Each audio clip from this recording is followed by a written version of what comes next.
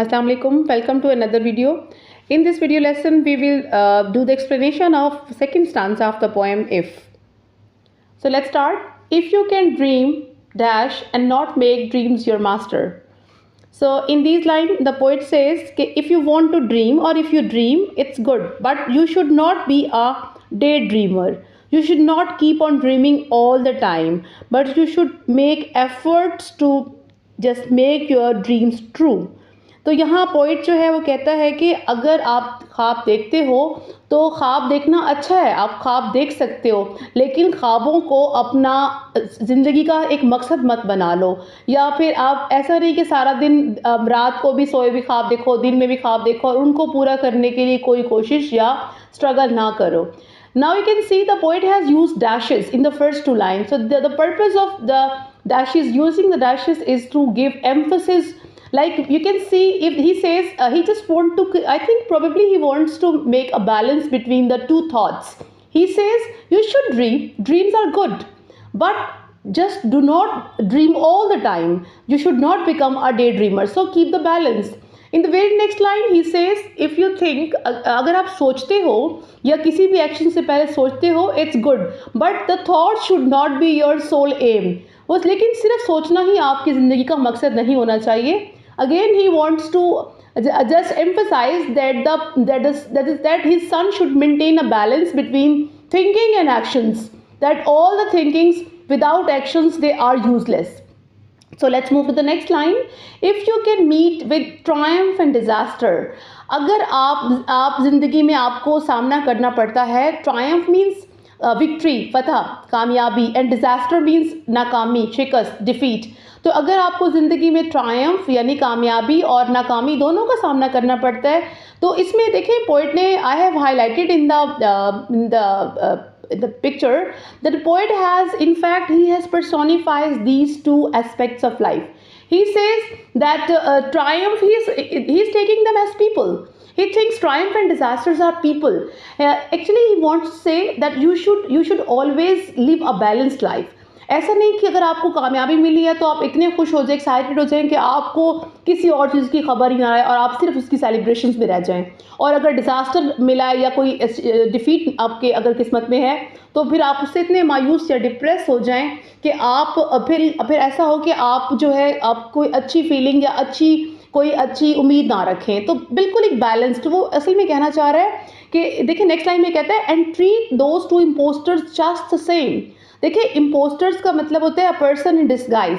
देखिए जैसे बहरूपिया, जो यानी कि ऐसा बंदा जो किसी और भेस बदल के आए, किसी का भेस बदल के आए और आपको ट्रिक करे, आपको धोखा देने की कोशिश करे।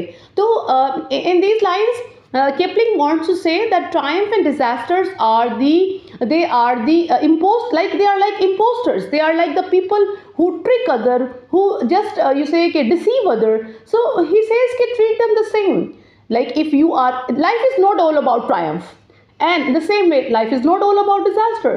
Both things go side by side, both things go together. Sometimes you have to meet with triumph, sometimes you have to meet with defeat or disaster. So this is what he wants to say. In fact here he wants to, देखिए imposter का जैसे मैंने highlight किया, by this word imposters he want to suggest that both are short lived. Either it's triumph or disaster. He has personified and he wants to say कि दोनों ही जो है आर्जी हैं, चाहे कामयाबी हो या नाकामी हो। ये ज़िंदगी की आर्जी ऐसी स्टेजेस हैं जिनके बाद लाइफ आगे जाती है, ठीक है। तो कामयाबी के बाद नाकामी भी आ सकती है और नाकामी के बाद कामयाबी भी आती है। So this is the part of life, these are the true aspects of life.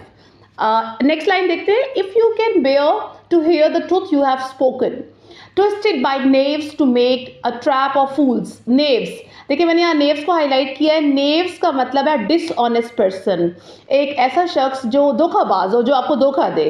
तो देखिए इसमें वो कह रहा है, पोएट किपलिंग कह रहा है, अपने बेटे से नसीहत कर रहा है। देखिए अगेन रेपिटेशन है इफ़ की, वो अगेन एक सिचुएशन दे रहा है कि अगर आपने ज़िंदगी में कोई सच बोला है, और मतलब अक्सर ऐसा होता है कि आप सच बोलते हैं, कोई ट्रूथ बताते हैं किसी को और फिर उस ट्रूथ को कोई मैनिपुलेट करता है, उसको कोई अपने लफ्ज़ों में उसमें कुछ एडिशन करके या उसको गलत करके या ट्विस्ट करके किसी को बताता है और उन लोगों को जो उसकी बातों में आ जाते हैं। तो पॉइंट ये कहना चाह रहा है कि आपको इससे बॉदर्ड नहीं होना चाहिए। Though he wants to say कि अगर if a dishonest person manipulates or twists a truth to others before others just to give a bad image of you, because he wants to give a bad impression of you, so you should not get disappointed. You should not bother about that. Okay? If you are true, you should not bother about such things. In the next line he says, or watch the things you gave your life to.